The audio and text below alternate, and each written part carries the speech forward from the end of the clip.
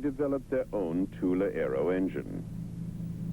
Towards the end of 1938, they had constructed a small propeller-driven light aircraft, the RFC-4, with the express purpose of observing how disc-shaped objects behave in flight. By 1939, the SS had already built its RFC-5, the first long-distance aircraft measuring more than 65 feet, and with the mysterious name Haunebu-1.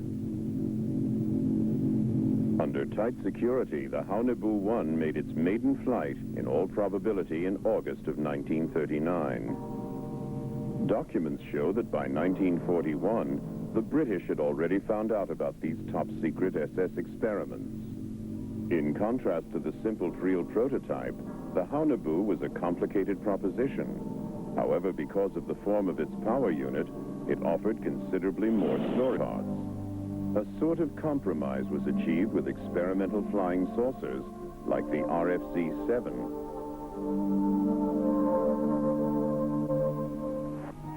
There were indeed other UFOs cruising the skies.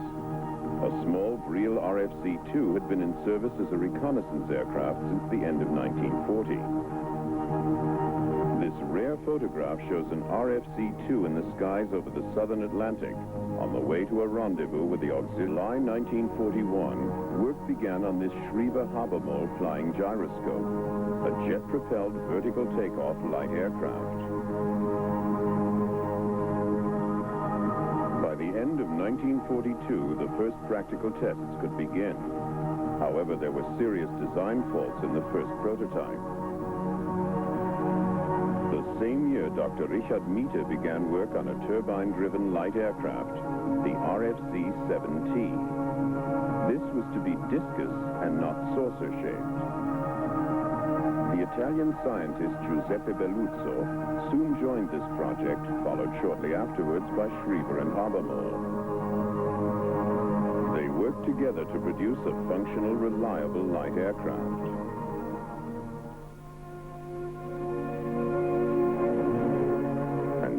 On the 17th of April, 1945, Richard Miete was able to report to Adolf Hitler, "Today, under my direction, and in the presence of 3 Luftwaffe officers, the V-7 was tested in the skies above the Baltic.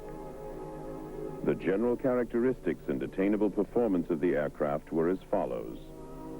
The V-7 was a supersonic helicopter fitted with 12 BMW 028 turbo aggregate engines.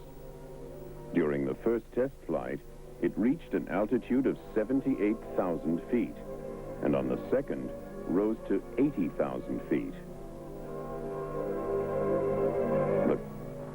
The Allies described the various German flashing flying aircraft that they saw as Foo Fighters, fireballs. The German name for the typical Foo Fighter, however, was Fliegende Schildkröte, flying tortoise, because of its resemblance to the tortoise shell on the ground. It had been developed by a specialist technical unit of the SS in the Vienna suburb of Wiener Neustadt. A single-seater with an overall length of 36 feet. In other words, the dimensions of a fighter aircraft, which was what the Friel was intended to be. This also holds true for the armaments. 3 30mm caliber Mk-108s and 2 MG-17s. While the Vril 1 was being developed and constructed, significant strides must have been made in the attempts to make transmedial contact. There were definite plans already at hand for the construction of a much larger aircraft, the Vril 7. In comparison to Friel technology, the Miete-Belluzzo and Schreiber-Habermas projects were really still quite conventional. To the development of the commonly recognized spacecraft known as the Balanzo, Schreiber, the Messe systems. The first, the second, and the third prototypes of which we see here represents the most commonly seen and observed spacecraft worldwide since 1947.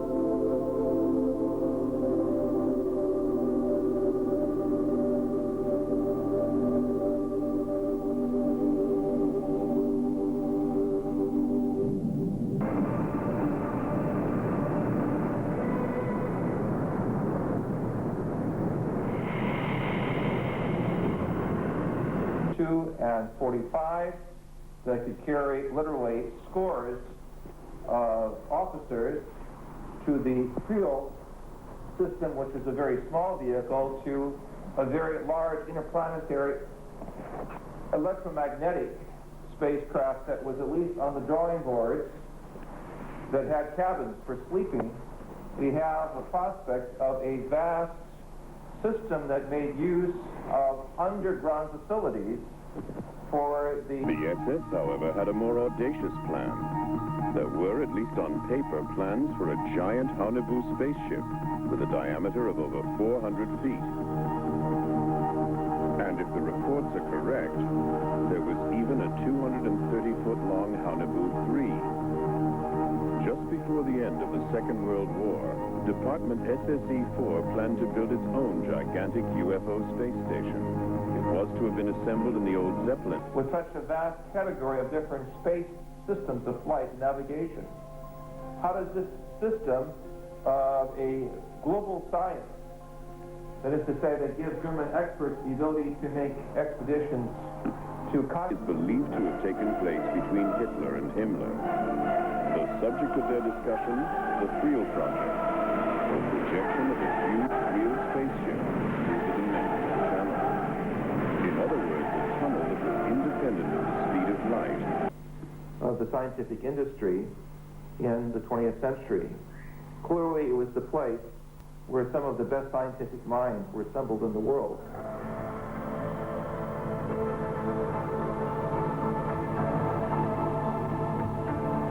Photographed on the Friel testing ground in the autumn of 1943, possibly B. A Friel 7 engine being tested. Possibly. Parts of the war, there were certain factions of the Allied forces that did not believe he had a secret weapon.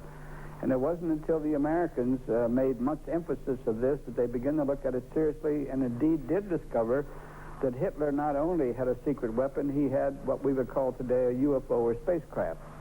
He had one already off of the drawing board and flying, and it was capable of 1,200 miles an hour and 500 miles an hour, which was double the original.